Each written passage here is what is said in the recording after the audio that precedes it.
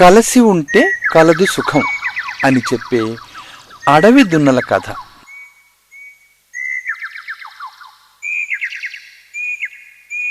ఒక అడవిలో 3 అడవి దున్నలు ఉండేవి. అవి చాలా బలంగా ఉండేవి. అంటే బలం అంటే తెలుసు కదా, స్ట్రెంగ్త్ అన్నమాట. చాలా స్ట్రాంగ్గా ఉండేవి. వాటిని ఎవ్వరూ ఓడించలేకపోయేవారు. ఆ 3 మంచి స్నేహితులు అన్నమాట. అడవిలో 3 కలిసే తిరిగేవి. శత్రువులు ఎవరన్నా వస్తే 3 కలిసి వాళ్ళని ఓడించేవి.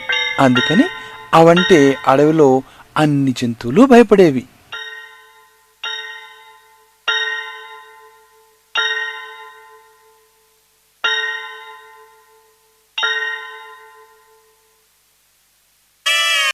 ఆ అడవిలో ఒక చిరుతపులి కూడా ఉండేది. ఒకరోజు అది ఆ అడవి దున్నలను చూసింది. అంటూ దానికి చాలా నోరూరింది. ఆ అడవి దున్నలను తినాలని ఆ చిరుతపులికి అనిపించింది. 3 కలిసి ఉంటే ఎవ్వరూ వాటిని చంపలేరు కదా. అందుకని అడవి దున్నలను విడగొట్టాలి అనుకుంది. అంతే, బాగా ఆలోచించి ఒక పథకం వేసింది. పథకం అంటే ఏమిటి? ప్లాన్ అన్నమాట.